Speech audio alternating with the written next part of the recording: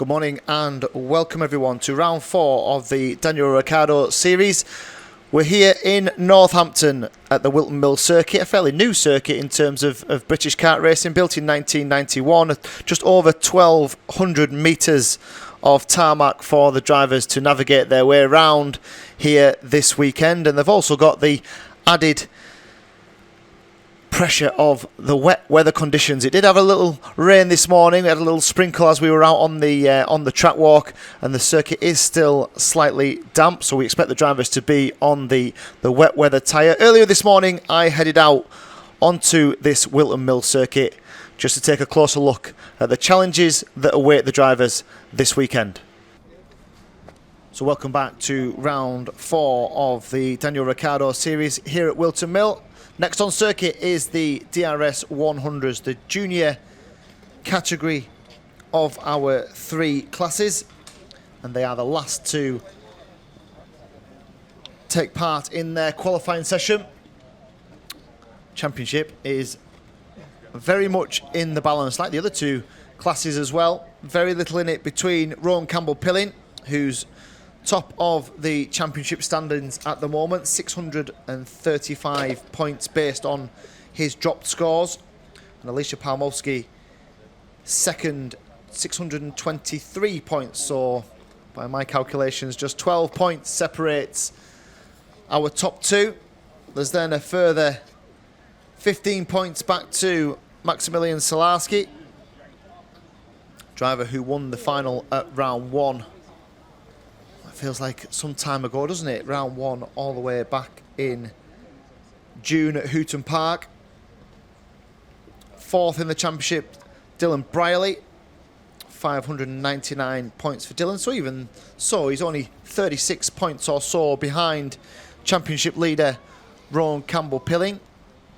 Henry Foote, 5th in the championship. Sherry-Ann Powell, 6th in the championship. Gave one of the performances of the series so far, didn't she, at Little Risington.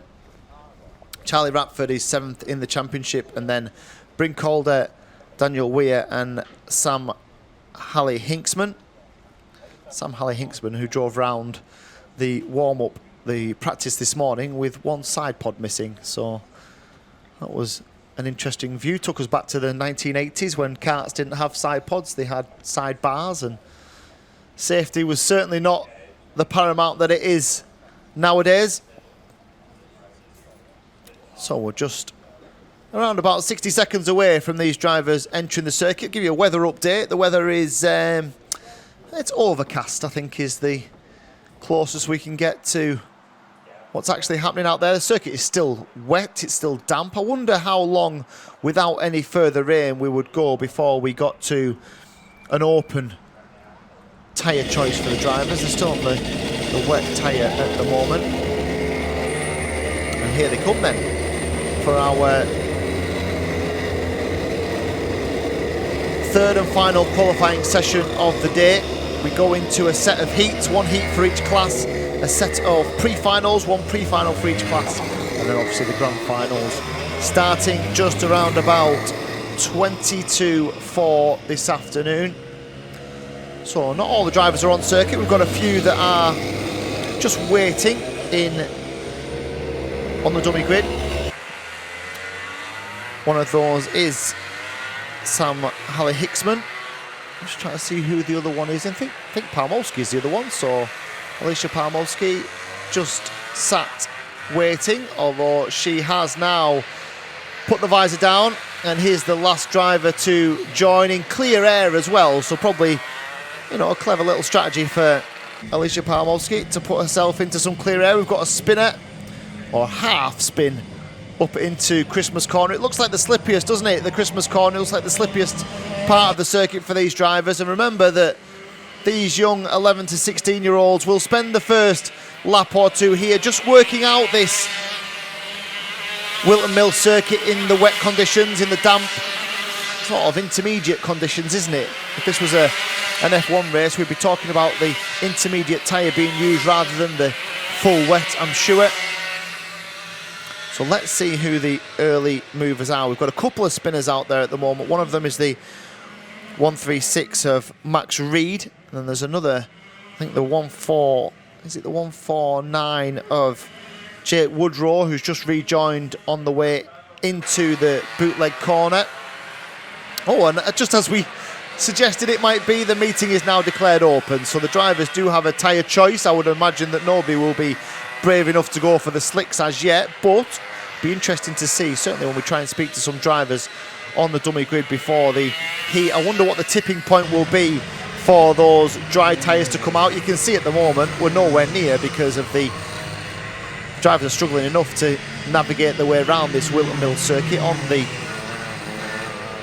wet tyre, never mind the dry one. We've got a technical flag as well for Bryn Calder. So Bryn Calder's got some sort of technical issue. I'm going to try and pick him up around this circuit, see if I can find him, and just see if I can identify what that technical problem is. So we're looking for the 103 of Bryn Calder. He's currently the 11th fastest driver on circuit. I can't see him. I wonder if he's already headed into the pits to get whatever problem he has repaired. It is a long lap here though at Whilton Mill. Just over a minute, or just around a minute for these drivers. I can just see him now. He is actually coming in. He's got a rear bumper. So Bryn Calder's got a rear bumper that's come loose now. He'll get a technical. Will he get a technical flag again? He should do. So there he is. He's just coming over start finish line now, and the bumper's come off. So the rear bumper, the left side of the rear bumper has come loose. Now, interestingly, what's the official ruling here? So he's completing flying laps whilst under a technical flag. So he should have come in 2 laps ago. He hasn't done. Will the laps that he now puts in be removed?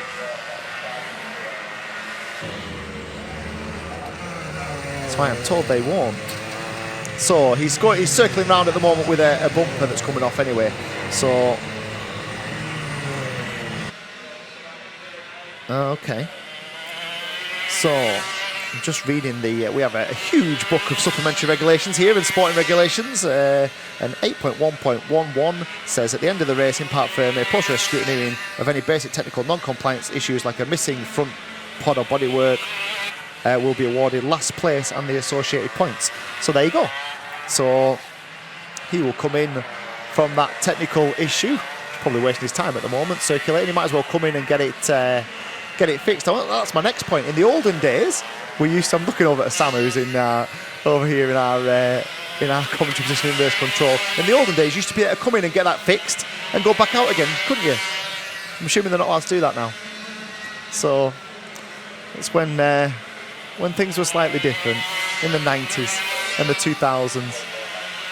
So yeah, he will have to come in at some point. He'll get done for not obeying flags if he doesn't come in and get that replaced. But he's got a left side rear bumper issue. It's fallen off basically. It hasn't been tightened up properly. What you will tend to find is that dads, parents, helpers, mechanics, they will try and soften these karts to make them a little bit more flexible in the wet conditions, let them have a little bit more grip, a little bit more movement. So to do that, you effectively loosen off a lot of the component parts. When you do that, you run the risk of a component part falling off. So yeah, that's where we are at the moment. Let's have a look at the times then. We've had 4 minutes of this 10-minute qualifying session, and the early pace setter is indeed the championship leader. So Rowan Campbell-Pilling is the fastest driver on circuit at the moment. Dylan Briley is second fastest. There's just around there's nearly 4/10 of a second between the two of them. So it's quite a healthy advantage that Campbell-Pilling has in terms of time, as Palmowski goes up to third. So first real piece of movement from Alicia Palmowski. A 58.395 is good enough for third place, but it's still half a second slower than Campbell-Pilling, who has gone faster again. And then Oscar Walmsley-Jones. So out of nowhere, Oscar Walmsley-Jones jumps up 5 places into the fastest lap of the session so far. 57.316 is a good half a second quicker than Campbell-Pilling has gone. So the times are dropping here. Just watch out for the end of this session, because I would expect for drivers to go quicker and quicker and quicker as the conditions get better and better and better.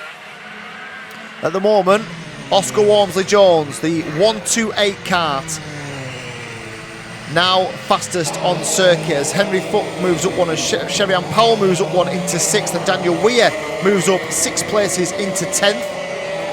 So Walmsley-Jones, Campbell Pilling, Dylan Briley is 3rd fastest, Palmowski demoted to 4th, Freddie Cox is 5th, and Campbell Pilling goes faster again. 57.2 now for Rowan Campbell Pilling. He's the new fastest driver out there at the moment. Sam Halley-Hicksman is all the way down in 17th, but just on his fastest lap as well. So Bryn Calder as well, up to 19th, a 101.5.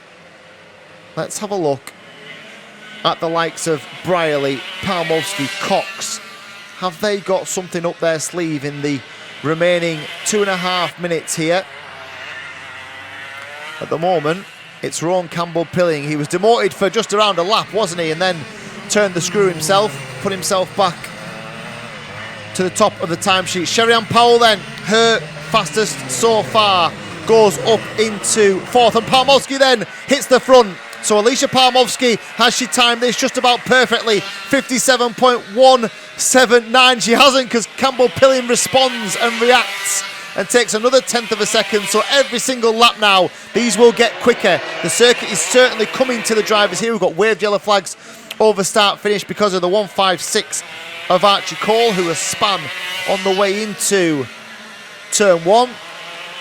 So Campbell Pilling then 57 flat, 57.049. Oscar Walmsley-Jones up into 2nd now, and then Jamie Scott all the way up into 4th place from 11th fastest, and Halley-Hicksman up into 6th. It's all change at the top of these timesheets. We've got 90 seconds to go here, and absolutely anything can happen. Ethan Critchley up into 6th, his fastest lap so far. Powell goes faster again, 57.3. They're all in the 57s, aren't they? There's around about a second that covers the top 10. Campbell Pilling, Walmsley-Jones, Palmowski, then Sherry-Ann Powell, Jamie Scott, Ethan Critchley, Maximilian Reed up into 7th. Halley-Hicksman is 8th. Dylan Briley all the way down, demoted now into 9th place. He was 3rd fastest for the majority of this session. Just shows you how quickly it's changed. And Freddie Cox now moves up into 7th with his personal best. And Walmsley-Jones ducks under the time from Rowan Campbell Pilling, and Oscar Walmsley-Jones goes up into the fastest driver on circuit. We've got a problem here. Where is that? Oh, we've got full course yellow. Now then, we've gone full course yellow because there's an incident involving the 147 of Sherry-Ann Powell. It involves a couple of back markers as well, a couple of the rookie drivers, the 155 of Kai Newman and the 149 of Jake Rudrow. So the 3 of those have come to blows somewhere on circuit. I'm trying to find out where they are. They must be into turn 1, are they? But we've gone full course yellow. Now this is interesting. This could effectively halt the session, because unless this full course yellow goes in well, now, that is effectively the end of the session, because the checkered flag is out anyway. So we were robbed, weren't we, of a grandstand finish as everybody's times were tumbling, as everybody was going faster and faster and faster. We had this incident on circuit. The race director went to full course yellow. That effectively is the Battenberg flag, the yellow and black flag, which means that everybody has to circle at a slower pace, not have an advantage, it's almost like the virtual safety car in Formula 1 racing. It's the same sort of principle. But what that meant was the likes of Rowan Campbell Pilling, the likes of Jamie Scott, Maximilian Salarski, Alicia Palmowski, they probably had 1 or 2 more flying laps under the belt, up their sleeve, and they've not managed to put them out there. So the status that we had 2-3 laps ago is now the status of the qualifying session. We've got a couple that are just coming through off. Are they off flying laps, or are they off half flying laps? Don't think they are. So after all that drama, what a great qualifying session as well. Here is the running order, subject to any post qualifying checks. So Oscar Walmsley-Jones timed it absolutely perfectly, 56.047 for him. He went a full 7/10 quicker than Rowan Campbell Pilling. I don't think we can read too much into that, because I think the circuit was certainly coming back towards the drivers as they were circulating out there. So Campbell Pilling second fastest, 56.7. Jamie Scott left it late, didn't he?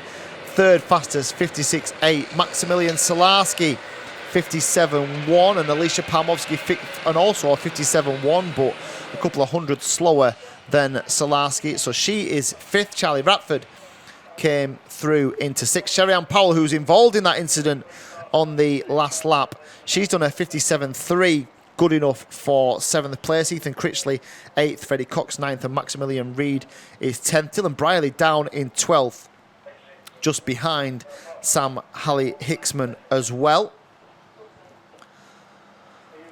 So just to complete the rest of the running order, 13th Henry Foote, 14th Daniel Weir, 15th James Kochelek, 16th Daniela Sutton, and then Tristan Powell, Kai Newman and Sam Branston.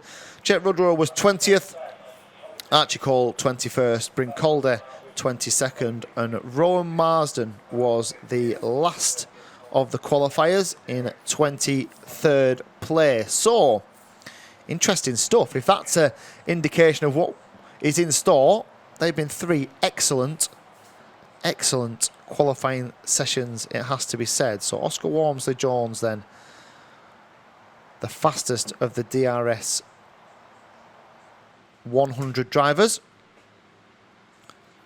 So we will turn our attention. We've got a small break now, 10 or 12 minutes to go until our first heat of the day. So our first competitive race starts at 12:30. It's the race for the DRS62, where we will have Oscar Walsh and Connor Scarisbrick on the front row. So we will be back with you in just around about 10 minutes time for our first heat of the day, the DRS62s. We'll see you then.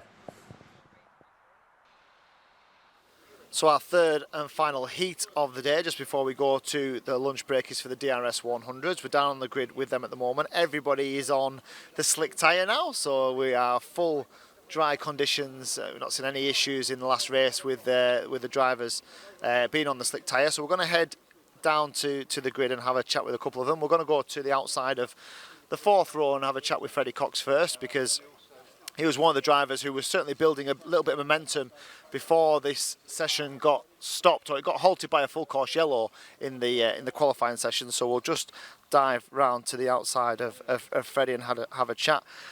Freddie, interesting qualifying, because everybody seemed to be going faster, and then the full course yellow came out and it sort of stopped everyone's session, didn't it? Yeah, I mean, wasn't the best for me. I think as it started to dry up, that's when the incident happened. So it sort of ruined my lap a little bit, but we'll try and fight harder in the heat. And in terms of how confident are you that you were hooking up a lap to probably get you a little bit further up the field? I mean, it almost gives you a bit of a false grid, I suppose, doesn't it? Because there could be drivers who didn't quite get that final lap in, who might have been a little bit further up the grid but aren't. Yeah, I mean, it's all to play for. Not really sure what's going to happen now that it's dry, so we'll see. And in terms of your dry pace, obviously new slick tyres for everybody, so they've got to get them bedded in on the first lap or so. How comfortable are you with the dry pace? I mean, practice yesterday I was fastest, so pretty confident. Just need to put it into the race now.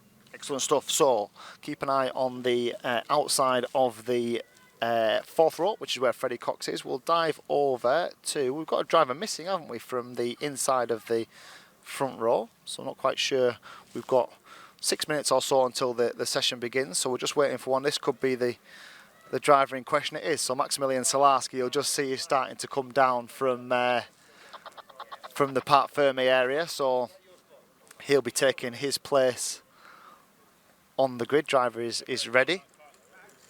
Again, a new set of Vega tyres on all these. You can see the shiny surface. We'll just grab a quick look at Sherry-Ann Powell's front tyre here. You can see the shiny surface here, which is effectively what donates a brand new tyre. The tyre then gets goes through a chemical reaction. It goes through a chemical phase. When they start to put the energy through it, it then looks obviously worn. It starts to work. It starts to give you the optimum grip that the drivers require. But what I can tell you is when the drivers go out initially on these tyres, on these brand new tyres, it's like driving on ice. It's particularly slippery indeed. We're just going to duck over and speak to Charlie Ratford. So Charlie starts on the inside of the third row. Charlie, I was just talking to Freddie Cox there about how it was a bit of a stop-start session because drivers who were just starting to get a bit of momentum going then lost maybe a couple of laps because of the full course yellow? Yeah, it was quite difficult out there because on one of my laps I thought I could have set a really good lap, but then the Battenberg flag came out and I had to slow right down. And I suppose that almost might give us a bit of a topsy-turvy grid here. So I suppose it leads to potentially what could be a really good race. Everyone's on new slick tyres. The circuit's now dry, so maybe drivers who were quick in the wet might not be as quick in the dry. How are you seeing this? Are you seeing it as a little bit of an exploratory couple of laps and see what everyone's pace is like? How comfortable are you with your dry pace? I'm quite comfortable with it. I reckon I could get to the front and yeah, hopefully I can do good. Excellent stuff. So, as we said before, this is a really interesting dynamic in this race. They've done the qualifying in the wet. They're now all on the brand new dry tyres. So expect maybe a couple of movements from a little bit further down this field. It could be a really interesting first couple of laps. We'll be back in just a couple of minutes with our final heat of the day for the DRS100s.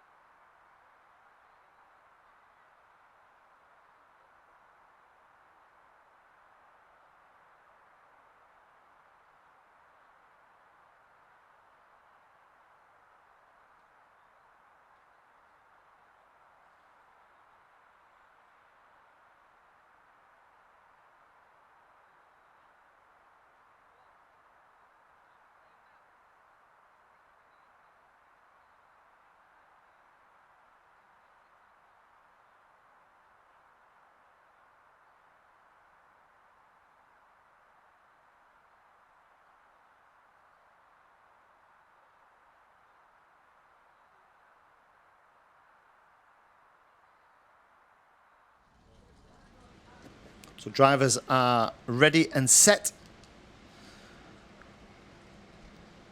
all with a brand new set of Vega boots on, ready to attack this first heat for the DRS100 drivers. In terms of the schedule, 1:20 this race goes off. It's 8 minutes plus one final lap. We then have a break between 13:31, 1:30 and 2:25, which is when the DRS62 pre-final will commence. That's also 8 minutes plus a lap, and then we're in from around about 20 to 4 for our three main finals. All of the DRS competitors complete a qualifying session, a heat, a pre-final and a final in an action-packed day of racing. And the weather, for those interested in the weather check, is pretty good at the moment. The sun isn't exactly shining, but it's certainly a lot brighter than it was earlier on today. I don't think the forecast is actually too bad. It's meant to be mostly cloudy and overcast from here, but I'm certainly not seeing any additional rain in the immediate future. As the dummy grid official blows her whistle and signifies for the drivers to start their engines, and they will then wait for her to wave the green flag. And we are off. Right, one problem, or a slight problem for the 135 of Maximilian Salarski. Seems to have fixed whatever problem. He was late to the grid as well, wasn't he, in the olden days? Again, talking like I'm in my 50s and 60s. But previously there used to be a real clamp down on coming late to the grid. They used to shut the grid and you couldn't get in, and all kinds of shenanigans used to go on. So formation lap then. Tricky formation lap as well for these young drivers. Got to generate as much heat into those tyres as they possibly can do.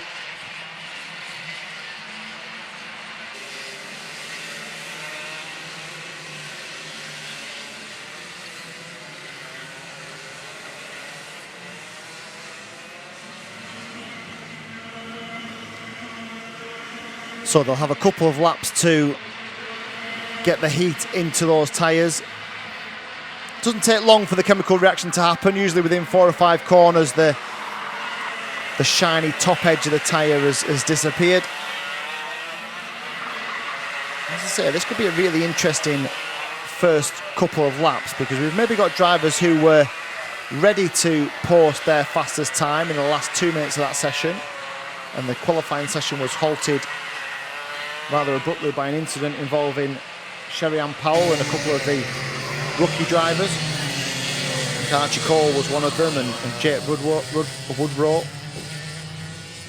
So maybe a couple of drivers who could have been higher up the grid, but they're not higher up the grid, and therefore we could see some movement here in the early stages. Let's have a look. They're far too fast this time round to go first a second time of asking, so we will get another formation lap.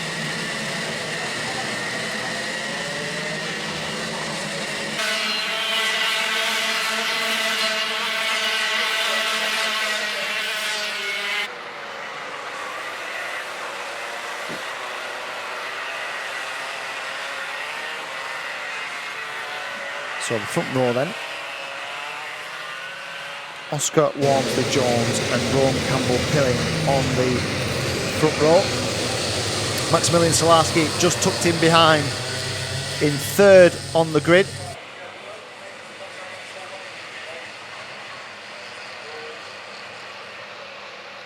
So they're fairly well formed now. Look nice and neat and tidy.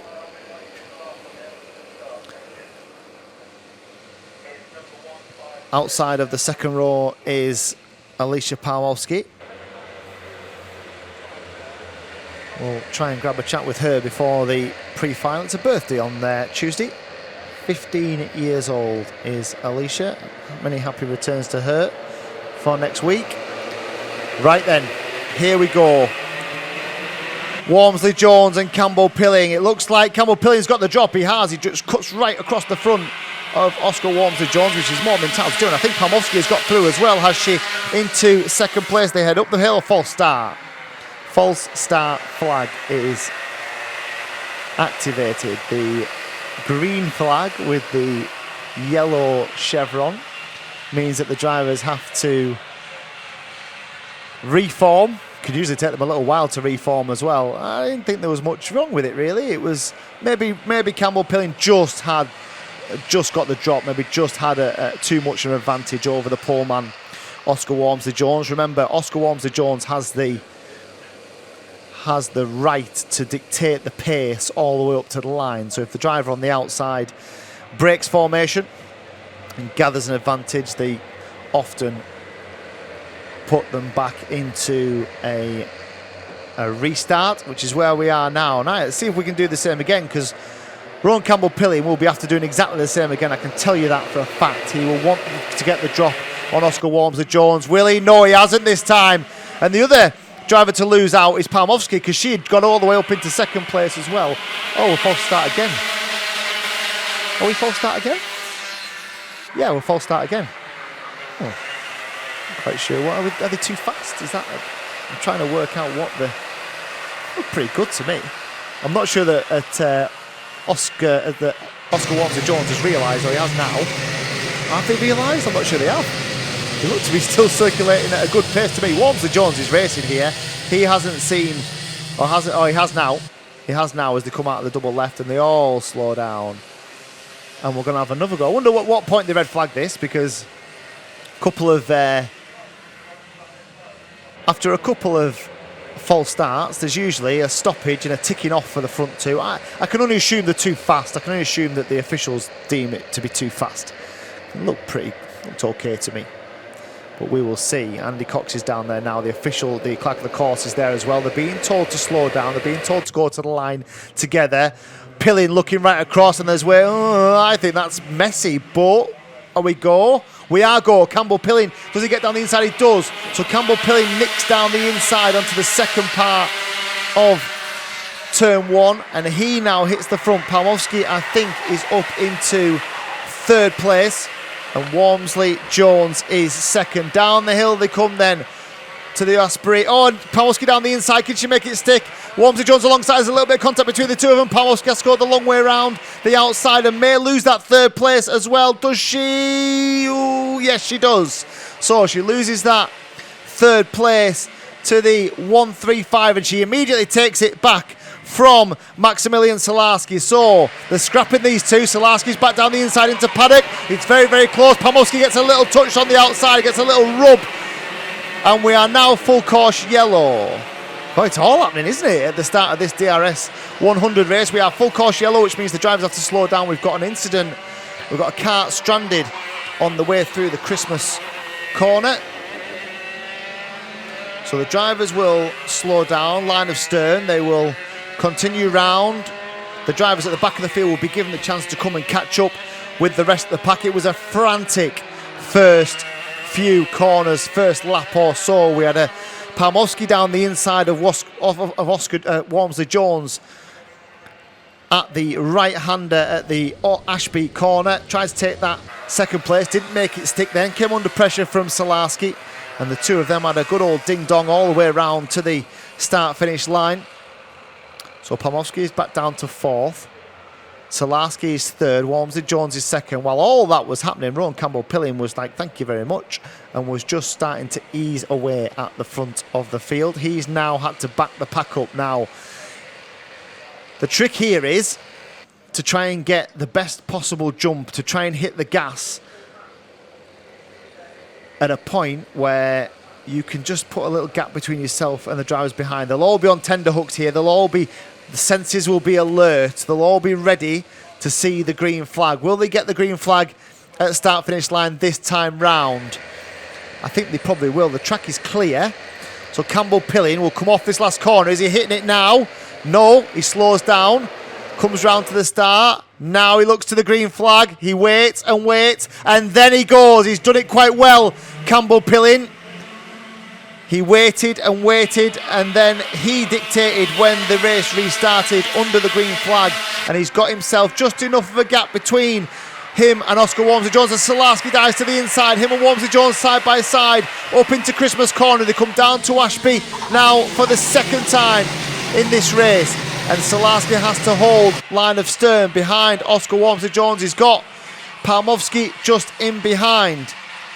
Behind them is Charlie Ratford, and then Freddie Cox is behind him, and Ratford and Cox are squabbling over fifth place as well as they go through the right-hander of the bootleg down towards the right-hander of Paddock corner, and Campbell-Pilling leads. He's got a good advantage now of some 0.8 of a second between himself and Oscar Walmsley Jones.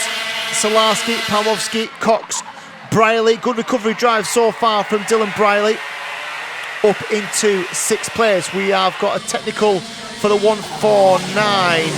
Who is that? So the 149 of Jake Woodrow. So a technical pump for him. I'm just trying to see him as he comes round, see if I can identify what the issue is for the rest of them. And there's an investigation on 136 as well. So the 136 of Max Reed. Max Reed is currently down in 12th place. Here is the battle for the second, third and fourth place. Walmsley Jones, Pamowski, who has now got past Maximilian Salarski. Briley is up one more as well at the expense of Freddie Cox. Cox sixth, Ratford seventh. He's the top rookie so far. Sherian Powell is eighth, and Sam Halley Hicksman is ninth. Ethan Critchley 10th, and then behind him, Daniel Ware. Maximilian Reed, the driver who just got the under investigation warning previously. He's now in 12th. Here is the leader then. Gap between Campbell-Pilling and Walmsley Jones is just around about 1.1 seconds. He's lapping Campbell-Pilling around about 4/10 a lap quicker at the moment. Pamowski and Salarski third and fourth. That's the battle at the moment as Briley is up into fifth, and Briley sets the fastest lap of the race so far, 47.014 for Dylan Briley. Fifth place, the number 5, but fastest man on circuit at the moment, but he hasn't got track position. He's tucked in behind Maximilian Salarski at the moment. He's got to get past Salarski to get onto the back of Palmowski, and then onto the back of Oscar Walmsley-Jones before he can even consider an attack on the race leader. That's an awful long way away, and certainly with only 2.5 minutes of this race to go, somebody's going to need to put the pressure onto our race leader. Palmowski got a great drive, a really fantastic drive out of the bootleg. She was so neat and tidy through there as Walmsley-Jones made a couple of little mistakes, and Walmsley-Jones under pressure from Salarski now. He'll manage to keep him at bay, and that plays into the hands of Palmowski, who now has clear air and can get after the race leader, Rowan Campbell-Pilling. It was such a great move from Alicia Palmowski. She was nice and tight to the left-hand side in the first part of the bootleg. She got a great run out of the bootleg through the right and then down towards that little stretch of track, down towards the paddock corner, and the deal and the move was already done by the time she got there. Here then is our race leader coming up towards the bootleg once more. Campbell-Pilling then through the right-hander. Now this will be interesting, not necessarily for the race now, because I don't think that Palmowski will be able to close this gap to Rowan Campbell-Pilling in the remaining 2 or 3 laps we have. But the lap times between the two of them are the key. Has Campbell-Pilling got the pace in the bag to extend away from Alicia Palmowski? There's about a 1/10 of a second in terms of lap time between them at the moment. The 1:08 of Campbell-Pilling, the number 2, the vice champion from last year, Alicia Palmowski in second place. She missed the Rissington round of the championship. She was at the Grand Prix at Silverstone, so she missed that round. She can drop that round, so the scores won't necessarily count for her. And the gap between her and the championship leader and the race leader, Rowan Campbell-Pilling, is 12 points in the championship. That will get extended after this race as well, because if Campbell-Pilling can win the race, he's going to have a couple more points advantage between himself and Alicia Palmowski, although Palmowski's just done the fastest lap of the race so far, 46.7 for Alicia Palmowski, and she is stalking Rowan Campbell-Pilling. I'm not sure she'll have the time. She's going to have a lap, I think. There's a track limits warning for both the leaders then. So Palmowski and Campbell-Pilling both pushing hard here, both receiving track limit warnings rather, on that previous lap. The gap between them is still over a second. I wouldn't expect her to have enough pace to reel him in, although this is a very quick lap from Palmowski. She clatters the curb though on the way through the final corner. 46.7 for Palmowski. That would have been even quicker if she hadn't had a huge chunk of curb as she went through the final corner at Paddock. She's just going to run out of time, isn't she? She's just going to run out of legs now. She's certainly shown she's got the pace here. She's got that gap down to some 9/10. It's even less than that now. 6/10 of a second I've got it between the front two. She's not going to be close enough to make a move, I do not think, unless Campbell-Pilling makes a big error in the final 2 or 3 corners. But what it is it's a warning. It's a sign of intent from Alicia Palmowski. She's so neat and tidy through the bootleg. Really is. She's going to come home in second though, because the race leader is the race winner. Campbell-Pilling wins the race. Second, Palmowski third, and a good third as well for Salarski, who managed to get past Oscar Walmsley-Jones on that final lap. So Salarski home in third. Campbell-Pilling is the race winner. Oscar Walmsley-Jones in fourth. Dylan Briley is fifth. The first of the rookies is Charlie Ratford in sixth. Sam Halley-Hicksman, Shelly-Ann Powell, Freddie Cox and Ethan Critchley are the rest of the top 10. A couple of retirements as well, Henry Foote and Bryn Calder. But the rest of them are all through to complete our set of 3 heats. It's now down to the lunch break and the pre-final, so will be a break now until, for those tuning in on our YouTube channel and live on Facebook, we'll be back with you in just under an hour. It's 2:25 which is the first pre-final for the DRS 62s. So until then, we look forward to seeing you again in just around about an hour, just under an hour's time, for the pre-finals here at round 4 of the Daniel Ricciardo Series, live from Whilton Mill. We'll see you soon.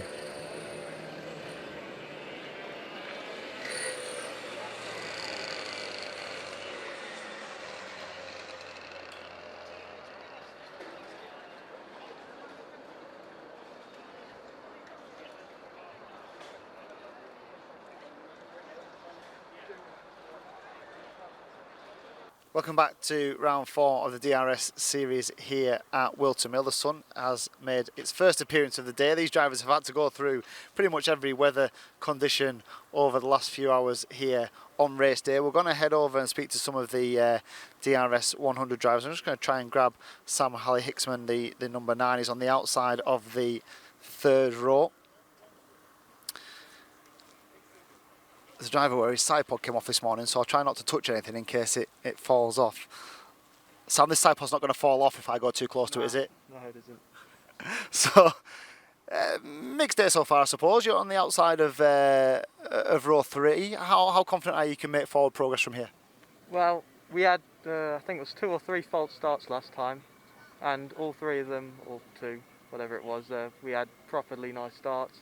Got up into maybe 4 positions from where we started, and then on the actual start it wasn't as good as the original one, but we still gained places, so I'm pretty confident with where we can go from here.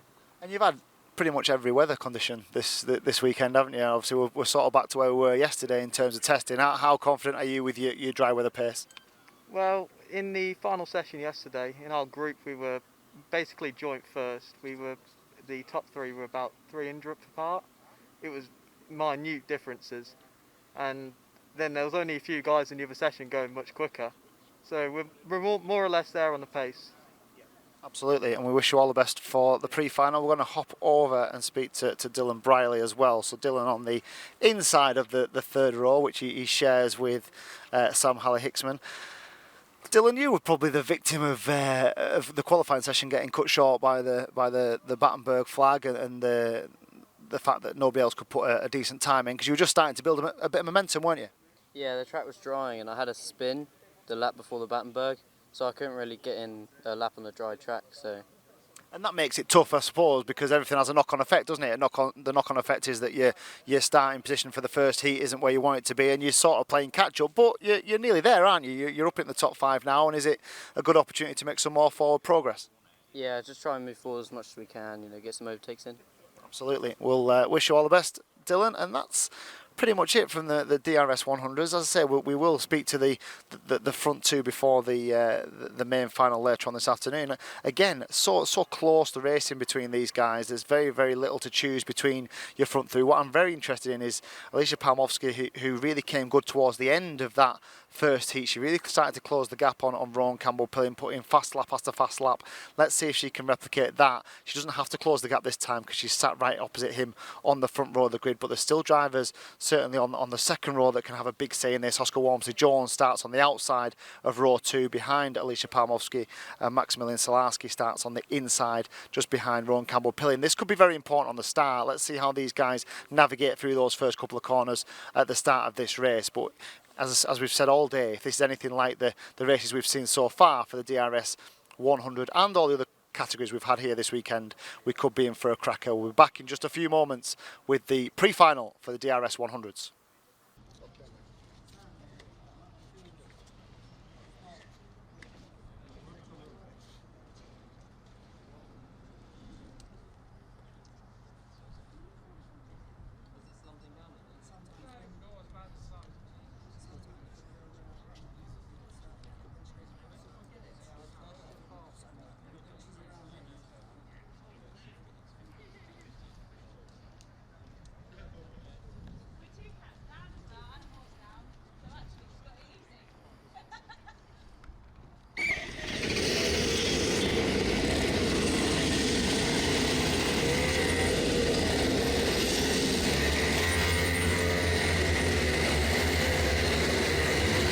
The last of our pre-finals is on circuit, the DRS 100, our junior category. The DRS qualifying, fastest man qualifying for the DRS 100 was Oscar Walmsley-Jones. He finds himself on the outside of the front row, outside the second row for this pre-final. Rowan Campbell-Pilling won the DRS 100 first heat, with Alicia Palmowski in second, and that is how they line up first and second on the grid. Maximilian Salarski third on the grid, and as we said, Oscar Walmsley-Jones behind them. We spoke to Dylan Briley and Sam Halley-Hicksman on row 3, Sherry-Ann Powell on row 4, with The top rookie, Charlie Ratford, and then Freddie Cox and Ethan Critchley. Very, very competitive, these DRS 100s. 11 to 16 years old. As we said, a very tight championship indeed at the moment.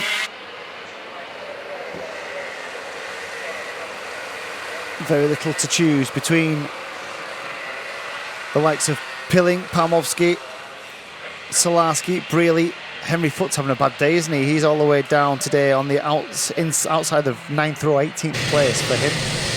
I suppose the danger for Alicia Palmovsky from a championship perspective is because she missed the second round, she can't really afford to drop many heats or finals. She can't afford many DNFs. She's going to lose a huge clump of points because she's going to have to count them, because effectively the rounds that she's dropping, she dropped because she wasn't at Rissington for round 2.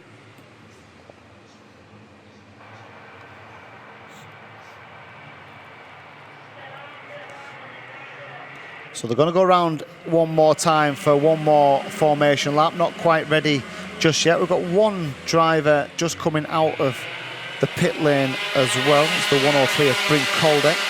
So Brink Calder actually 8th in the championship, but he's right on the back row. He has second to last row here. Certainly not had the day that he's been used to from a performance perspective or a results perspective here at Whilton Mill. So they're fairly well formed as they come down the hill. This is the corner. The next one that they're coming to is the corner that's caused so much controversy, where the drivers have really committed into that right-hander at the Ashby corner and run right over the rumble strip, all 4 wheels on the exit, and that's effectively outside of track limits. And a few have fallen foul of it today. So what have we got in store between the front two? Just 12 points in the championship between them, and bearing in mind that a heat win can earn you 65 points.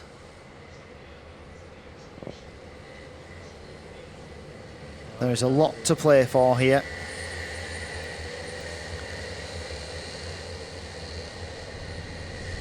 Palmovsky, who won the final at Clay Pigeon against Campbell Pilling, who was second at the final at Clay Pigeon, but won the final at Little Rissington for round 2. Here they go. Do we go first time? Ooh, it's not the best, and Campbell Pilling certainly got the jump.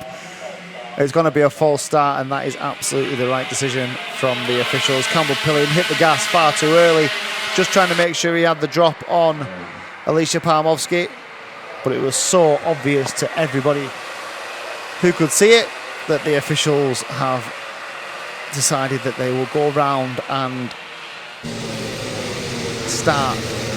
undertake that start again. It is a long drag from the final corner down to the start finish line. A couple of drivers just getting a little bit trigger happy with the accelerator. So they'll come back into a nice formation. Swing through the left-hander at Chapman's, which is where they are now. It's a famous karting family, isn't it, the Chapmans? Into the left-hander at the boot. And it swings right and then right again, and they will come back into our view, right under our noses here in race control on the start-finish line to get this race underway. The lights are red at the moment. Palmovsky will be keen not to let Campbell Pilling get that sort of advantage again. Over the line they come. The lights are green, and Campbell Pilling goes straight across the front of Palmovsky, just stops any attack from Alicia as they go through the right-hander at turn 1 for the first time, and up the hill they stream into Christmas corners. Movement further back, that's Solarski who's up into third, but no change with the front two. Into the right-hander at Ashby for the first time, and then into the left of Parker, then the left again of Chapman. 8 minutes plus a lap of this pre-final as they head out and up towards the boot for the first time. The gap between Campbell Pilling and Palmovsky is about 2 kart lengths. As they swing round, there's a short straight before they go on to the start finish. Avoid the curb on the exit, on the entrance, run the curb on the exits very slightly, and you have completed a lap. And we have got some contact, a lot of contact over start finish, including the likes of the 144 of Freddie Cox. There's 3 or 4 drivers, 1 fire. Oh, we're going to go red, so red flag. So we've a red flag. We've at least 1 driver who we've got lots of an awful lot of debris around the place. So an instant over start finish. I don't think there's anybody that's requiring medical attention. I think all the drivers I can see are out of their karts, and as they should be, which is good news. Just looking down the field now, 152 is that of Ethan Critchley. That looks like a retirement for him. There's certainly a chain off and a chain guard. There was obviously a big instant over start finish as we were looking back towards the leaders and the midfield, and it involved the likes of Freddie Cox, 152 of Ethan Critchley. There was a couple more drivers involved as well. I think they've all managed to get round. I think the other one was the 153, so Jamie Scott was involved as well, so might take a little bit of picking the bones out of. So I think the officials will go over and just check that, one, it's part firmware regulations, so we need to ensure that there's nothing being changed on these karts. But secondly, we just need to make sure there's no damage. There was clearly an impact of some sort, because we saw a chain guard, we saw a piece of bodywork across the start finish line. All the drivers look to be in good condition. I'll say just that one that requires the issue with the chain guard, which is the 152 of Ethan Critchley. So a bit of discussion between some drivers. And the first stoppage we've had in the day so far. So where do we go here? We've done a minute of this pre-final. Do we regrid and go again, or do we start from the minute? We regrid and go again. I am reliably informed by the man who knows. So we will start this pre-final all over again. Might as well just drive them round. Just drive them round here and we'll go off. That's exactly what they're going to do. Like a lip reader, mind reader. So they are going to drive them round. They're going to stop them on start finish. They'll come under the attention of the dummy grid marshal, who will put them into the order that they should be. They should know where they're going to be. They've just done it. So they should all be able to filter themselves into where they should be. And they're being sent over in the right order as well. So this should be fairly sharp. This is fairly quick. We've got scrutineer coming over as well, just to ensure that everything is as it should be from a safety perspective. Certainly the drivers and the karts that were involved in the incident over start finish. Does Critchley get to rejoin? Have we seen him? Has he come back round or not? I've not seen Ethan Critchley come back onto the circuit. So whether that is just a terminal retirement due to the damage that had been caused remains to be seen.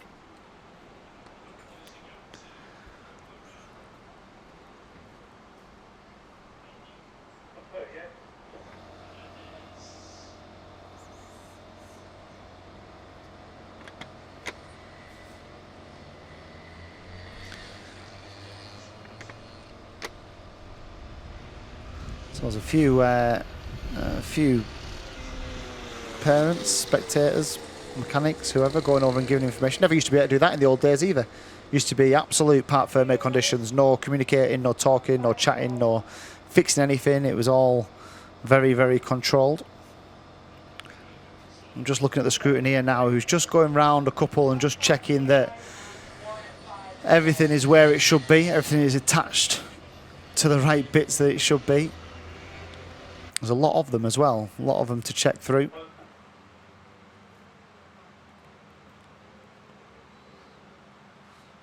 So I suppose that the benefactors of that, the drivers that were obviously involved in the incident, they'll manage to get themselves back onto their original grid slots.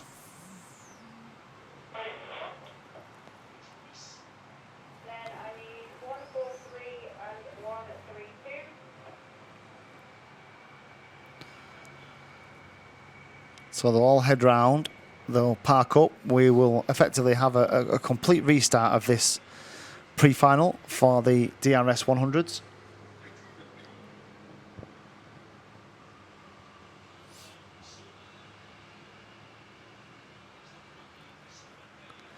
Just the last few to be confirmed, the last few to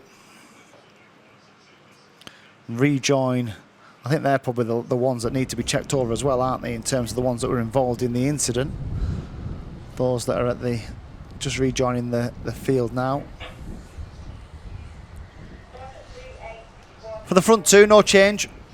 They just need to reset themselves, think about how they think about probably the previous start and the bits that they wanted to be able to do that they maybe couldn't do, or the bits that were executed in the way they wanted to execute them.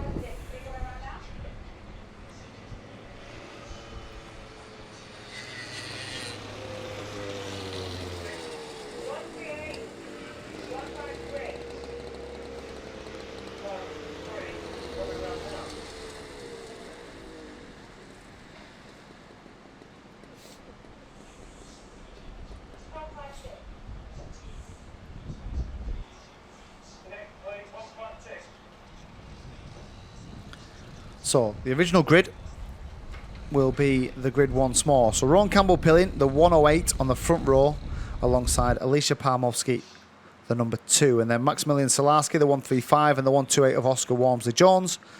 Dylan Briley on the inside of the third row with Sam Halley-Hicksman alongside him. And then Sherry-Ann Powell and Charlie Radford on row 4. Row 5 is Freddie Cox and Ethan Critchley, so they were 2 that were involved in that incident. Is Ethan Critchley back out there? Let's have a look. Oh, there's a problem for. Is there a problem for Freddie Cox as well? So I am not seeing the 152 of Ethan Critchley. I'm not sure he's going to rejoin. It looks like there's an issue with the 144 of Freddie Cox as well. So that's being pushed back towards Parc Fermé. So have they got to regrid them now? They won't be just moving one up. Surely they have to regrid them.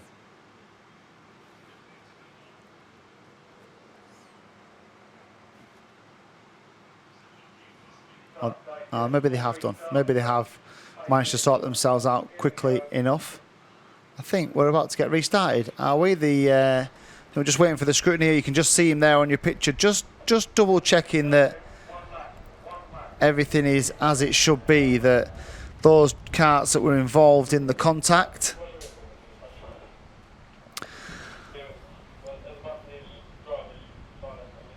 I think we probably have got an issue, have we? With one of the drivers that was involved in that incident at the back of the field. So again, they need to make sure that all the safety measures first and foremost, but all the component parts of these Daniel Ricciardo karts are absolutely as they should be, and that's why we have these experts on hand. But they're certainly having a look at something, aren't they? We've got... There's the red flags. We didn't actually see the incident, nor did we? Coming over start-finish.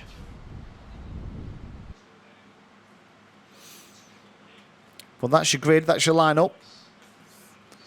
We're just waiting on some confirmation of what's happening at the back of the field now.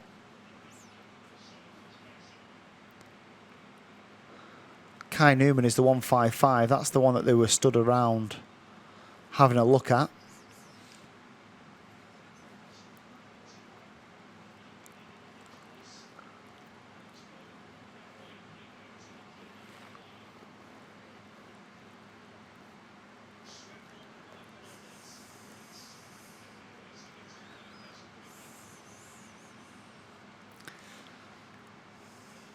So the officials are...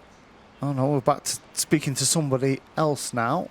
Whoever it is behind Halley-Hicksman. Charlie Radford, is it? Is that Charlie Radford I think they're now having a discussion with? So I'm not quite sure what the situation is here.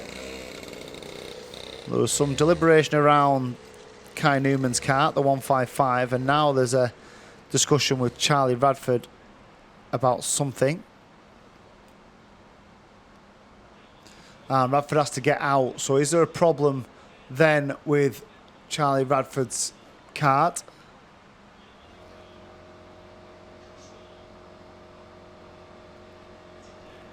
Here comes the scrutineer.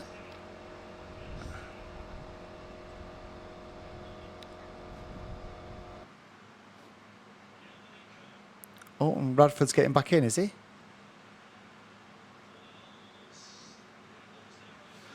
So I'm just trying to tell you what we can see here because there's no official confirmation of the current situation. Radford, there's something clearly amiss with Charlie Radford's machinery because he's unhappy. There's another one. So Freddie Cox is now back out there. Is he going to the back of the field? I would imagine so. Right, so Freddie Cox has rejoined at the back of the field.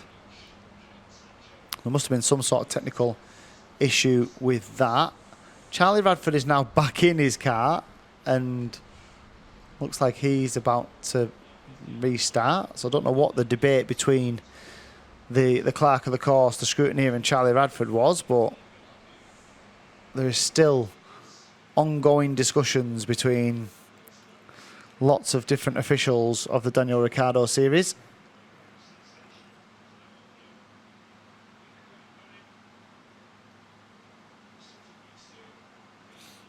So we can probably now chuck the schedule out the window because we're going to be behind. It's 3:30. The next race is due off at 4:10, so that's going to be a little bit delayed. We might make a little bit of time up towards the end of the main finals.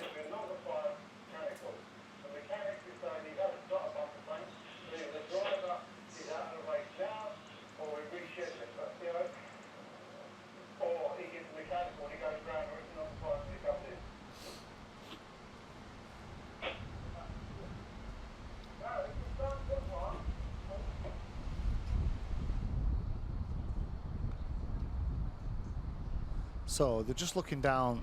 There is an issue mechanically with Charlie Radford. So there is something amiss with that. So he's now being moved out of the way of everybody else. Now surely they have to regrid the ones behind him now.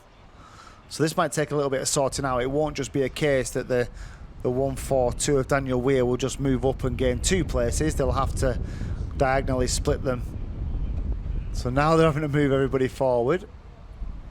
I wonder what the technical issue is with Charlie Radford because I didn't think he was involved in the instant over start finish.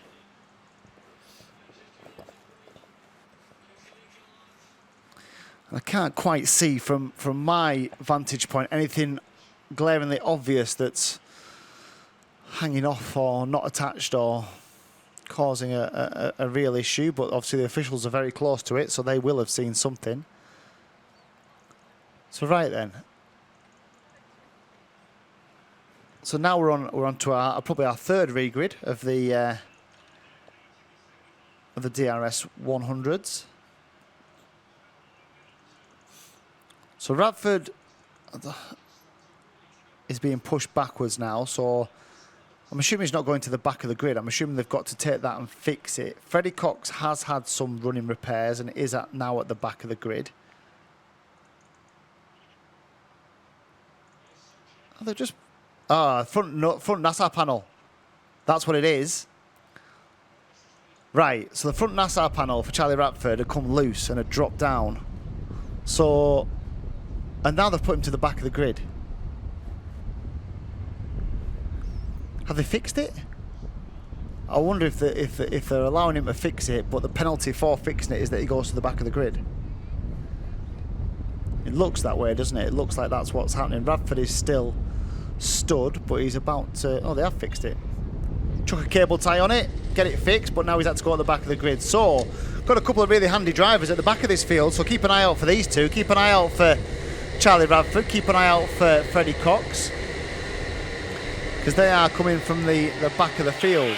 So the technical issue looked to be that the front nose cone, front NASA panel for Charlie Radford had come loose. It had effectively dropped a little bit. Now that's obviously a technical infringement, so therefore he needed to have it repaired. To get it repaired, he needed to go to the back of the grid.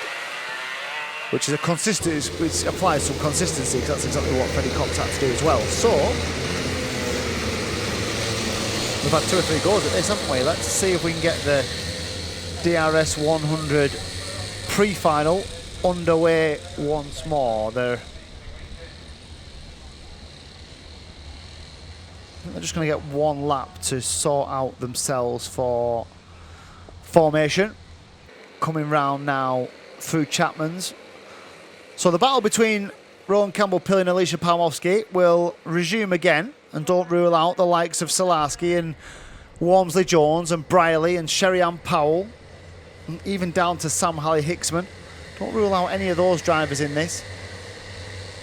Start could be key once more. We had a couple of goals at the start, didn't we? Let's see if we can get it right for the 3rd time of asking. Here they come up to the line then.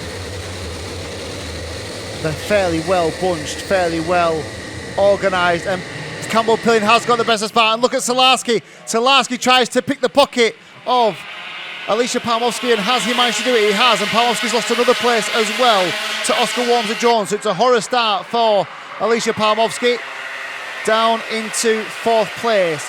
The problem now is she was the one that we thought had the pace to get on terms with Rowan Campbell-Pilling.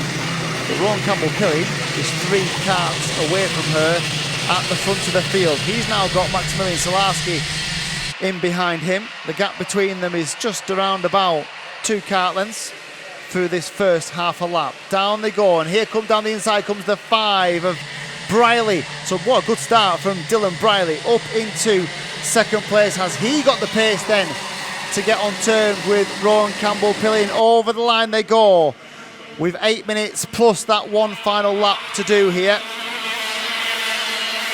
Up the hill, and let's keep an eye on Salarski and Briley 2nd and 3rd, because I'm not sure it suits either of them to get into a battle with each other and slow each other down. Surely they need to push along and try and get on terms with the race leader. I tell you who's having none of that, Alicia Palmowski, because she's down the inside of Salarski and up into 3rd place. So Campbell-Pilling, Briley, Palmowski, and here is the move from Alicia Palmowski. Lifts the inside rear wheel. Kart doing exactly what she asks it to do. Right then. So after a slow start, there's 3 of them in the mix at the moment. Keep an eye on Sam Halley-Hicksman as well, because he's past Salarski, and Sam Halley-Hicksman up from 8th to 4th here. Other drivers that have made good inroads. Freddie Cox up to 14th. Daniela Sutton's made a good start as well, up into 13th. Henry Foote 11th. Jamie Scott is 12th. Charlie Bradford as well. Charlie Bradford's made up 7 places on the first lap. Finds himself up into 16th place at the moment. We've got 1 stranded at the top of the field, and a change for the lead, because down the inside has gone Briley. They're almost 3 abreast, these 3 as they go past. Back down the inside goes Campbell-Pilling. Round the outside goes Briley. Tried to set him up, got caught on the undercut, couldn't find a way through. Campbell-Pilling shut the door quite firmly. Who is that driver at the top end of the circuit? We've got an under investigation 156, which is Archie Cole. And whoever that driver was, they have now rejoined the race. We'll see them as they come back into our view. So we have a warning for number 2 as well. What's happened here? So let's just have a little, well, Palmowski's all over the back of Campbell-Pilling. I'm just trying to see who that driver was that we lost. It was the 147 of Sherry-Ann Powell. So Sherry-Ann Powell was the driver at the top end of the circuit. It's frantic, isn't it? This DRS100 pre-final. There's contact warning for Palmowski. Now, she was all over the back of Briley. She was also all over the back of Campbell-Pilling at one point. But she's obviously tried to assert her dominance. Slightly overexerted her dominance in terms of pace, because I think she still is the fastest driver on circuit. They've reeled in Campbell-Pilling, haven't they? Both herself and Dylan Briley reeled him in with actually very little fuss in these opening stages. We've still got half distance or so remaining here. Campbell-Pilling is who leads. He had a good first couple of laps and then just dropped off the boil, didn't he? Had to repel the attack from Dylan Briley. Now he's under pressure from Briley and Palmowski. 3 of them Keep an eye out for Sam Halley-Hicksman, we said it earlier on, in 4th place. Then Salarski, who's putting him under pressure. Then Oscar Walmsley-Jones still in with a shout in 6th. And then Daniel Weir is 7th. Henry Foote is 8th. Jamie Scott is 9th. Look at Freddie Cox all the way up from 21st place to 10th. Freddie Cox absolutely flying in this field. And here is the battle for the lead. And the new leader is Dylan Briley. Campbell Pilling then loses out to Briley and then attacks straight away. The two of them go wide. Will this be Palmowski down the inside? She's certainly going to get Briley. She'll now go on the attack after Campbell Pilling. Certainly doesn't like to not be in front, Rowan Campbell Pilling, does he? Every time that they attack him, he's very keen to get back on terms within a couple of corners.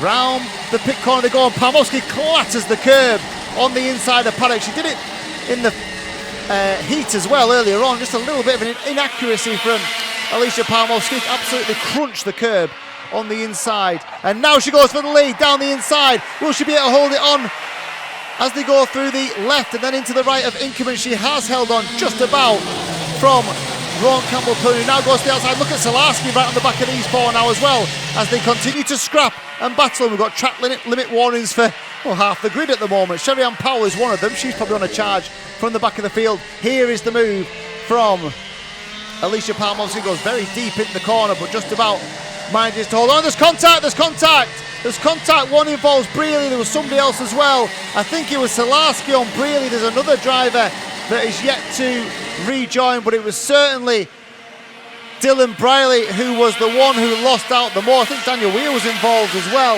in that. Contact as they went through the boot. So 135. 135 is Salarski, so that'll be well, it's a penalty, yeah, so that's contact.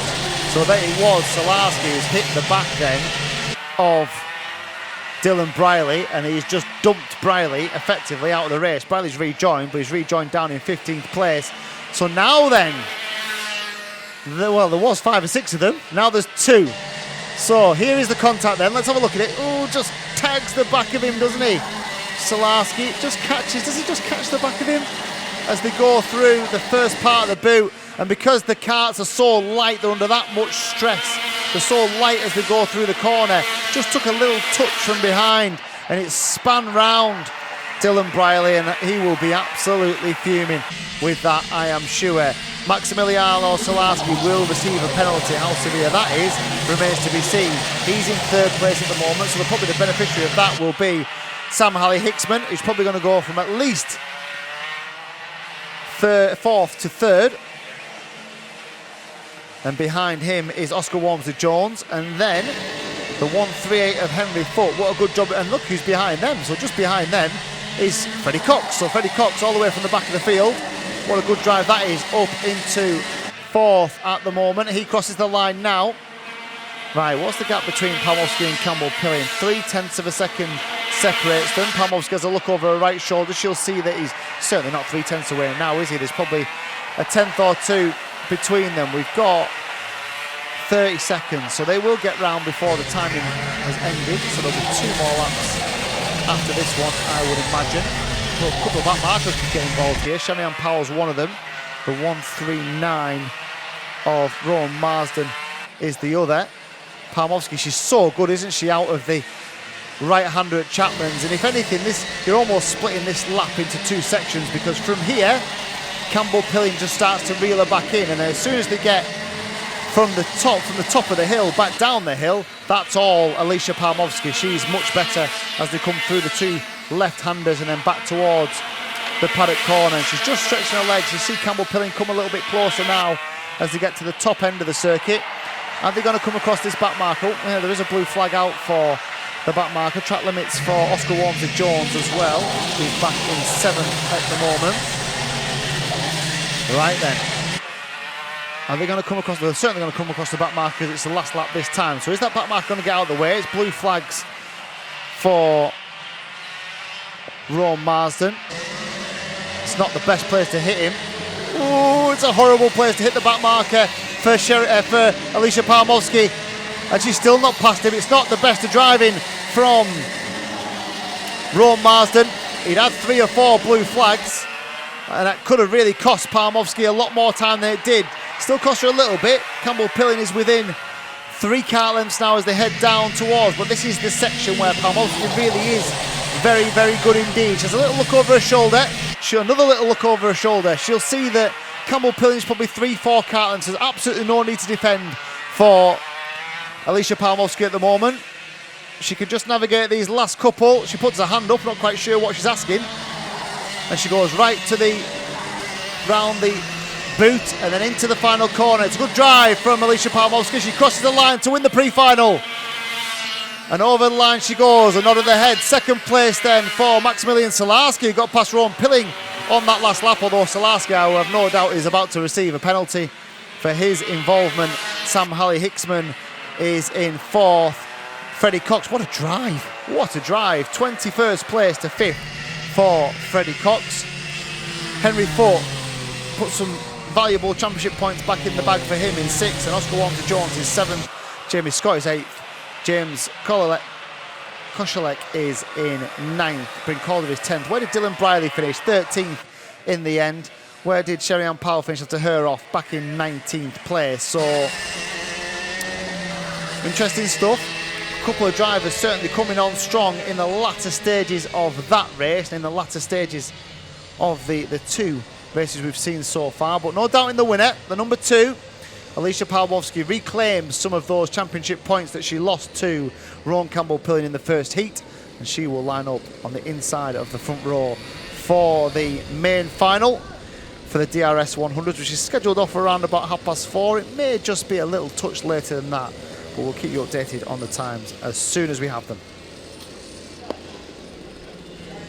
So the final race of the day is on the grid. We're going to try and get a very, very quick chat with 1 or 2. I've been told we've got literally 90 seconds. So I'm going to go to Alicia Palmowski first because she's the birthday girl on Tuesday rather. Alicia, what a nice birthday present it would be if we could get another win here. It definitely would be, yeah. We started the day quite unfortunate with qualifying, where we fell unlucky with some yellow flags, some traffic, and unfortunately Battenberg ruined our last few flying laps. But I'm glad to finally get it up there, and looking forward to this next race. And in terms of the championship, I know you won't, or I know you will be looking at points, and you will have a good understanding of what's going on out there. You don't want to let them get too far away, do you? You don't want to give yourself too much to do, especially knowing that you've got to use some of those drop scores already. Yeah, definitely. Obviously, it's a great championship fight that we've got going on, so I'm just hoping for a good, clean, fair battle, and whoever wins, wins, and just as long as it's fair, I'm happy. Absolutely. All the best for the final, and I have told we have 30 seconds, so we won't get a chance to speak to Rowan Campbell Pilling, but I'm sure we will do at the end of the race, or certainly if not, we'll speak to them all at Little Rissington. This is the last race of the day then. It's probably set up to be the most entertaining as well. 2 championship rivals on the front and lots of quality in behind them as well, all with a chance of claiming this grand final for the DRS 100s. It's going to be live in just a moment's time. You don't want to miss it.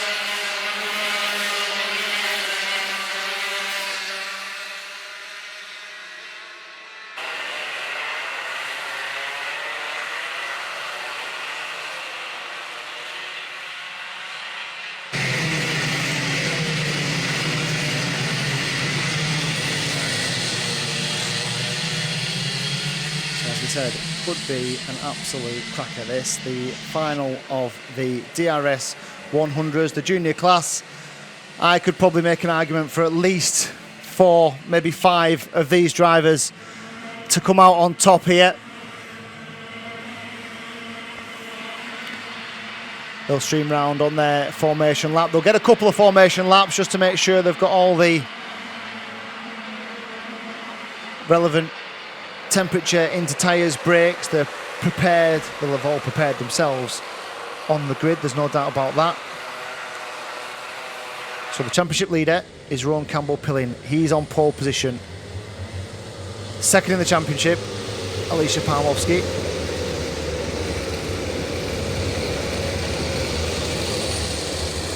alongside in second place. There's 8 points. In fact, there's going to be slightly more than 8 points now, isn't there? Because another 5 points today that Campbell Pilling has taken out of Palmowski, despite Palmowski winning the pre-final. So by my very rough maths, there's 13 points between the two of them, which is not an awful lot. The danger for Alicia Palmowski is she has to count a dropped round at round 2 at Little Rissington. So she needs to keep it on the island, and she's shown she's got the pace. Can Rowan Campbell-Pilling keep her at bay? Maximilian Salarski and Dylan Briley, both very, very quick drivers. 3rd and 4th in the championship. Look for Briley to come from the outside of row 4 after being dumped out of that 2nd place in the pre-final. Here we go then. They're fairly well spread out, but they do go first time, do they? Yes, Campbell-Pilling has the best of the starts. It's Palmowski who just slots into 2nd place. A couple ran really, really wide through turn 1. One of them was the 132 of Sam Branston. Leaders then, they've all managed to stream through the first couple of corners. And onto the downslope, the bottom section of this Whilton Mill circuit. A circuit that's provided us with a lot of overtaking today. It's provided us with some good racing, some close racing. It's a championship that does mix its circuits up. We're going to go to Rissington next, which is more of a power circuit. As Salarski goes down the inside of Palmowski, he's going to make that stick as well. I think he is. Palmowski went very wide on the way in. Now she's trying to fight back on the outside. Will she make it stick? I think she probably will. She does make it stick and takes that 2nd place back. She was trying to set up Rowan Campbell-Pilling on the way through the boot, and she just left herself with a little bit. Look, if you look here, she's just trying to take a nice wide line, and Salarski just tries to nip up the inside. She does well to hold it around the outside. Campbell-Pilling made a mistake actually and really slowed the pair of them up as they came out, and Salarski's unlucky that he didn't manage to get through into the lead and take 2 in one move. Round then Chapman's, they come once more. Long way to go here. 12 minutes plus that one final lap. They're down towards the right-hander of pit corner and over start finish. Campbell-Pilling then, it is who leads. 2nd place is Alicia Palmowski. 3rd, Maximilian Salarski. This is 1, 2, 3 on the road. This is 1, 2, 3 in the championship as well. Through Christmas they go. We've got a yellow flag. We've got a spinner down at the first corner,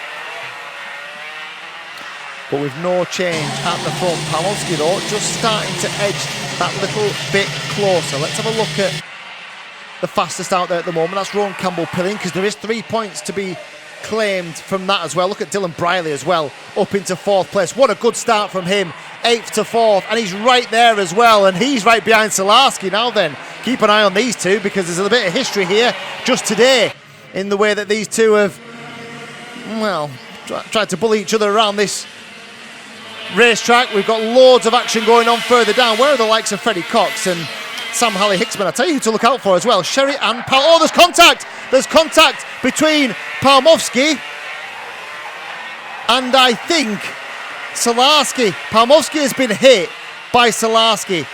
We need to see it again. I'm hoping we will see it again as they went into Christmas. Here we go then. So it's for the lead. So Palmowski down the inside of Campbell-Pilling. Campbell-Pilling just gives her a little nudge, does she? How do you pick the bones out of that? My view, they are absolutely alongside each other. Is there a movement from Campbell-Pilling over to the right? We'll see again. If we get to see it again, we'll see it again. I'd love to see it again if we can see it again. It is a really tough call to make, that one. There is contact, but it looks like back wheel from Palmowski on back wheel of Pilling, which means they're alongside each other. It's under investigation by the officials. Rowan Campbell-Pilling and Alicia Palmowski. Campbell-Pilling certainly squeezes the space to start. Here we go then. Here we go. We'll get a good indication of this. He's squeezing her, isn't he? Then he goes out. What? Right. So And again, this is absolutely my view. This is not the view of the officials. But what happens is when Campbell Pilling hits the brakes, he kicks the back end out. And when he kicks the back end out, it means that Palmowski has nowhere to go. And based on that, the contact's made between the two of them. If Campbell Pilling had braked in a straight line, it probably wouldn't have happened. But because he kicks the back end out as he brakes, it just nudges Palmowski, who is straight all the way through. I don't think there's any blame to Alicia Palmowski. You could see it as a racing incident. I could absolutely see it as that. If there's going to be blame apportioned, for me, it's probably because the back end of under-braking, the back end of Rowan Campbell-Pilling's car. Here we go again. So watch when he hits the brakes. So he comes out a little bit, but then he hits the brakes, bang, there. Just goes back across for me. So he does give her a little bit of room, but then when he hits the brakes, he heads back over to the right-hand side. Fantastic coverage, by the way, from the guys at Group Visual to give us that over and over again. That's the sort of action we want to see. Brilliant stuff from the producers. We are now in another battle for the league because all that's been happening. Look at Dylan Briley from the outside of the fourth row, and he now hits the front. He's now past Rowan Campbell-Pilling. We'll pick up where everybody else is in the moment. There's so much happening. This is the final that we wanted. Here comes Campbell-Pilling back down the inside, and he retakes the lead away from Dylan Briley. I tell you what, we promised it would be a good one, didn't we? And we have delivered on a DRS 100 final here. Campbell-Pilling, there's still 6.5 minutes to go. Anything could happen here. Campbell-Pilling then in front. Dylan Briley alongside. Behind them, Maximilian Salarski, then Sam Halley-Hicksman, then Sherry-Ann Powell. What a drive from Sherry-Ann Powell. She's come from all the way down the field. Here is the move that got Dylan Briley to the front. He goes to the inside. And just slots past. No resistance that time from Rowan Campbell-Pilling.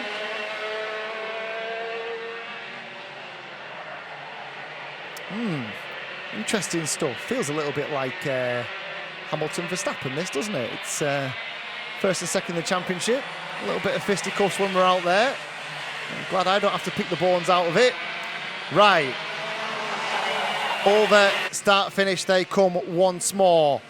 Rowan Campbell-Pilling, Maximilian Salarski. He's had an action-packed day as well, hasn't he? Briley down to third. Sam Halley-Hicksman in fourth. Sherry-Ann Powell, driver of the day so far. This, without a doubt, in fifth. Freddie Cox in sixth. Then Palmowski, who's now recovering from seventh. It's not the end of the world, this, for Alicia Palmowski. It's still there in seventh place. I think she's carrying a bit of damage. Her last lap, no, she's lapping about half a second quicker than everyone else out there. So if she is carrying damage, she's carrying it very, very well. She's in seventh at the moment. She's got 5 minutes to try and make some sort of impact on the rest of her. Next target is Freddie Cox, who's just ahead of her in sixth place.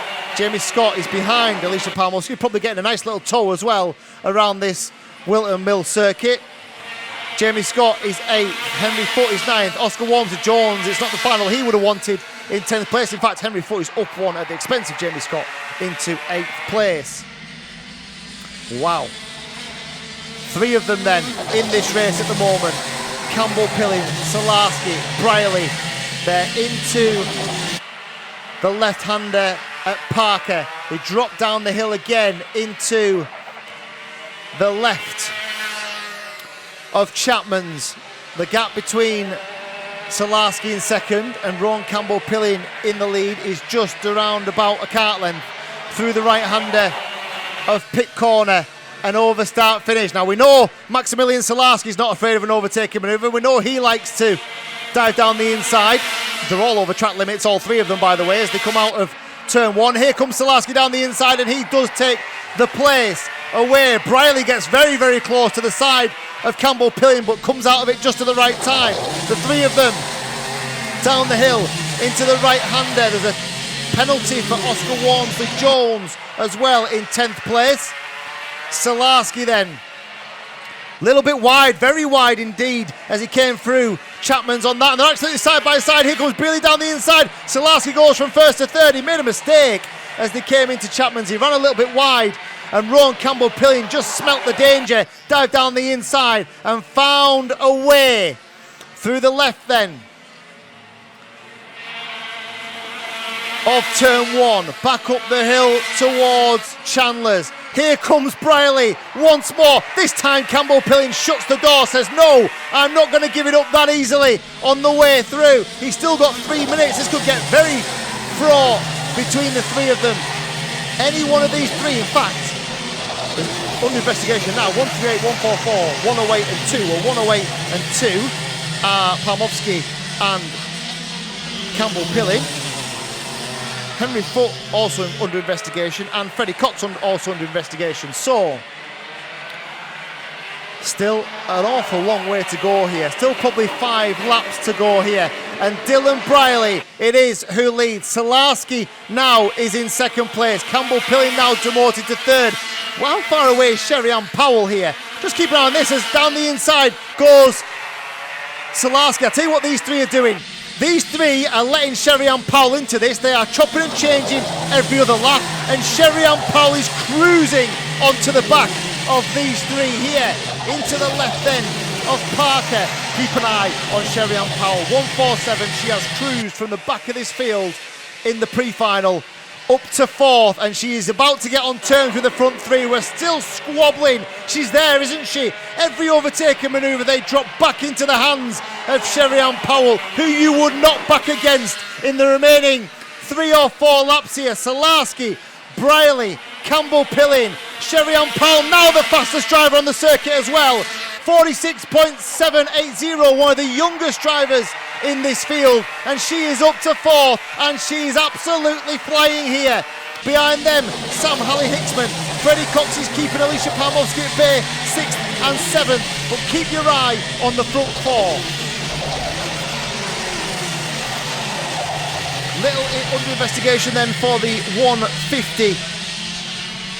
So the 150 of James Kochelek, who's in 11th place. Now then, race leaders, 1 minute plus a lap. I equate that to 3 more laps of this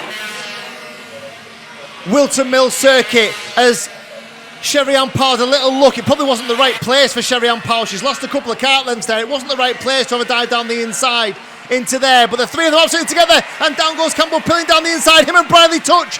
Briley then holds on to second place. Powell round the outside. Now she'll go to the inside. Will she take third place away? She will take third place away. So now Campbell Pilling is demoted down to 4th, and he retakes that place. A warning for the 147 for track limits. That's Sherry-Ann Powell last time round. Now this has become 2 groups of 2 now. So now Sherry-Ann Powell needs to try and shove Campbell Pilling back towards these front 2, who will undoubtedly scrap in the closing stages here. Here we go then. 2 laps to go. Maximilian Salarski leads this race. Dylan Briley in second place. There's absolutely nothing between them, but there is a back marker in front of them. They get to the back marker at the top of Christmas. They dive to the inside. Do they both get through? Just about behind the back marker. Salarski then still holding on to that lead. They head down into the right-hander. He's down the inside, Briley. Can he make it stick? Salarski's back underneath him. There's contact between the two, and Briley's back down the inside. And Briley now retakes the lead here. And Salarski's back. They're swapping every corner or so. Briley has a look over his shoulder. Was there a bit of contact between himself and Salarski? Because Salarski has got a 3 kart length advantage and is scampering away at the front of this field. He's got 1 more lap to go. Let's have a look at this then. Contact there between the two of them. No doubt of the contact between the two of them there. Wow, officials could have a little bit of sorting out to do here. Briley then climbs up towards Christmas. Can he dive down the inside? He can't. There's a back marker in the way as well. Here they go then. We're on the final lap. We've half a lap to go. Back marker needs to shift over very, very quickly. He's not gone to. Back marker's going to hold the two of them up. Where do they go? They both go to the inside. Briley to the inside, can't make it stick this time. He's got a couple of corners left to go. Salarski, hold on, here comes Briley. I can't believe he left that bigger gap. Maximilian Salarski left a huge gap to allow Briley through at Chapman's. Chapman, now then, Briley just has to defend. He can't. Salarski back down the inside. Here comes Campbell Pilling, and here comes Sherry-Ann Powell as well. It's going to be Maximilian Salarski. He wins the final race of the day. Maximilian Salarski, what a race. Campbell Pilling comes home in second place. Sherry-Ann Powell, an excellent third. Dylan Briley 4th. Sam Halley-Hicksman 5th. Alicia Palmovsky in 6th. Wow. Wow. Where do we pick the bones out of that? I could not believe that Maximilian Salarski left that much of a gap down the inside on the way into the left-hander to allow Braley pass, but he was maybe just setting him up, because in turn, Braley then left a huge gap for Maximilian Salarski as well, and he made it stick in the last couple of corners. Braley had to run wide. It led to Pilling going down the inside. If you want to watch a last lap full of drama, backmarker involved as well, that will be played and played and played again. There is a red flag out there due to an incident on the last lap as well. In the last corner, there was an incident, or a couple of incidents, that has involved a red flag. I don't think it would amend the result. I don't think they would take it back. I think most were through and had crossed the finish line, so I don't think there'll be any amends to that. There was a contact warning for Dylan Braley. I think the officials might have a few bones to pick out of that one. It came from 5 or 6 laps in. The big flashpoint at the time was the contact between Alicia Palmovsky and Rowan Campbell-Pilling as Palmovsky went down the inside into Christmas, trying to get the lead away from the championship leader. From there, it was an absolute free-for-all. Good racing, close, sometimes some contact. We have to accept that, and the officials will delve into that, and they'll check whether that was all legal or not. So this is the last couple of corners you're seeing now. Down the inside he went, little bit too much of a gap from Braley and Salarski, and then Braley's hung out to dry as well by Campbell-Pilling. I don't think there was much contact there. I don't think Dylan Braley can really complain about that one. He left enough of a gap for Maximilian Salarski to dive down the inside as he went through the right-hander. There was no issues for me from that one. Campbell-Pilling there, whenever the opportunity is down the inside to take second. And Sherry Ann Powell, what a mention for her. She had a shocker this morning. She was involved in the incident in time qualifying that led to the full course yellow being put out. She had a tough first heat. She came back in the pre-final, made a load of places, and has done a super job to get onto the podium once more. She was on the podium at Rissington. She's back on the podium again. What a race. What an afternoon of live sport here at Whilton Mill and the DRS Series. Cracking stuff. And hopefully we can take some of that excitement, some of that drama with us to round 5 at Little Rissington in just 2 weeks' time. I think we'll wait for the classified result. It might take a little while. The drivers have been stopped because there's an incident on the way out of the final corner on the final lap, and one of the drivers just receiving some medical attention. So the drivers have been stopped on the way into the left-hander before the back straight here at Whilton Mill. It just gives us a chance to catch our breath. What a race. It's the reason why so many are involved in kart racing, in motorsport in general, because it can throw up every now and then a cracker like that. And fair play to the drivers involved. They've served up some proper entertainment for us here and you guys watching at home as well. What a super drive, what a super race, what a super drive. And to be fair, full credit to Maximilian Salarski. He's taken his opportunity at the end there. He's seen the gap. He's put himself in a position to win the race. We know he likes to, if he was a footballer, we'd say he'd like a tackle, because we know he likes to dive down the inside. We know he's keen to get overtakes done and make them stick.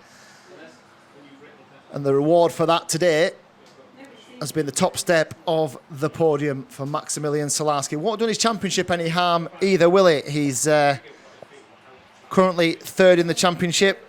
It'll certainly get him a whole lot close to Alicia Palmovsky in second. And it'll take a few points out of Rowan Campbell-Pilling as well. Let's see who had the fastest lap. Who do we give those 3 points to? So Sherry Ann Powell will claim an extra 3 points. Where does it put Sherry Ann Powell in terms of her championship? She's 6th in the championship at the moment. I think she had a fastest lap at round 2 at Rissington as well. So she'll have got a very good haul of points indeed. Right then, we will await for the classified results. We'll be back with you, of course, live on YouTube and on Facebook in probably around about half an hour's time, usually the presentation, but I know we'll certainly inform everybody of what time that will be. We'll be back live with the trophy presentation here at Whilton Mill. We'll be back live with all the classified results and all the reaction, all the final point standings, and then we will all pack up and head along to Little Rissington in just 2 weeks' time for round 5 of the Daniel Ricciardo Series. We hope to see you all then. But for me, for now, until the prize presentation, thank you very much for watching. Welcome back to round 4 of the Daniel Ricciardo Series here at Whilton Mill in Northampton. We're about to get underway with the trophy presentation. We'll start with the DRS62s. Another excellent weekend of super close racing here at Whilton Mill. And a pleasure again to see so many drivers. In fact, we talked about it in the commentary that up until the finals, we had a different winner or a different pole man for every single event that the drivers took part in today. So another great advert for Daniel Ricciardo Series Racing. We'll start with the DRS62s and our top 3 then. In 3rd place, number 4, Jack Robinson.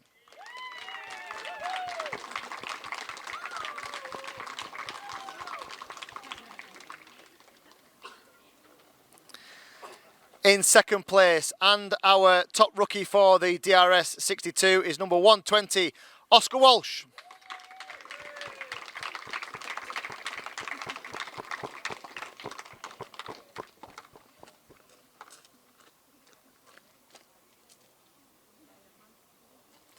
And today's winner, putting himself right back in the hunt for the championship as well. Number 6, Harry Bartle.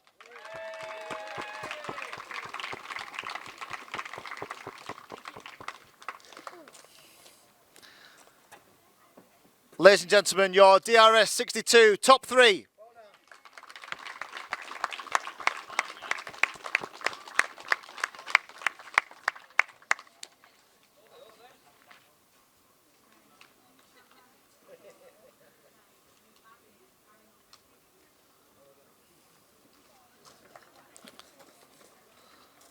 Well done, guys. We move on to our DRS125 class, our senior drivers.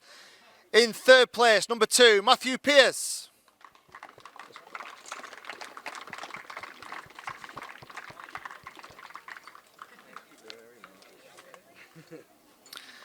In 2nd place, number 5, Tom Snape.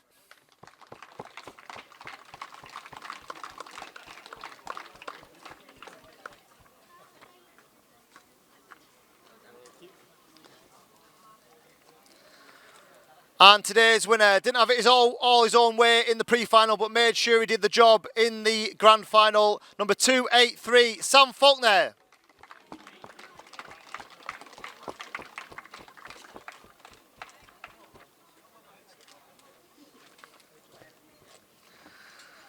Ladies and gentlemen, the DRS125 top 3.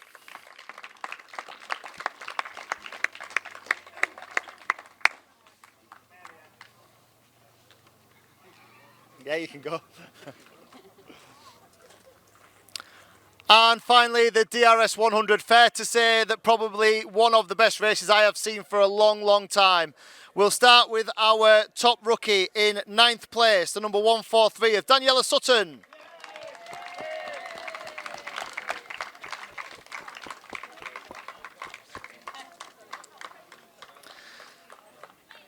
Your top 3 then, and as we said, probably the one of the best we've seen, certainly this season from a DRS perspective.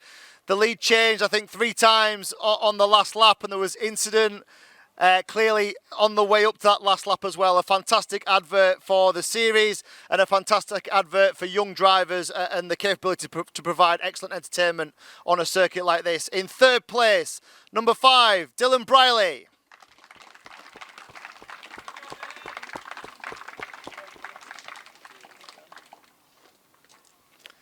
Second place, our championship leader, number 108, Rowan Campbell-Pilling.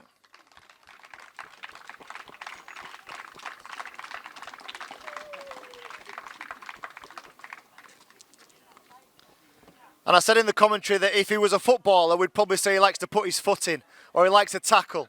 But certainly a young man who knows how to make overtaking manoeuvres, and they've worked for him today. The number 135 is our winner, Maximilian Salarski.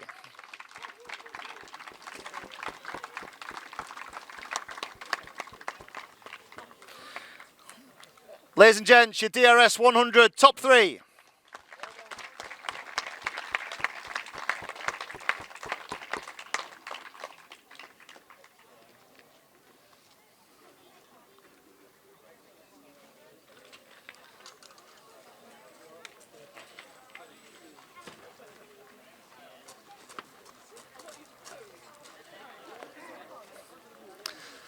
And that's all then from round 4 of the Daniel Ricciardo Series here at Whilton Mill. In just 2 weeks' time, we'll be back on the road again. We'll be back at Little Rissington for round number 5, and we hope you'll be there to join us. Thanks for watching, and we'll see you again soon.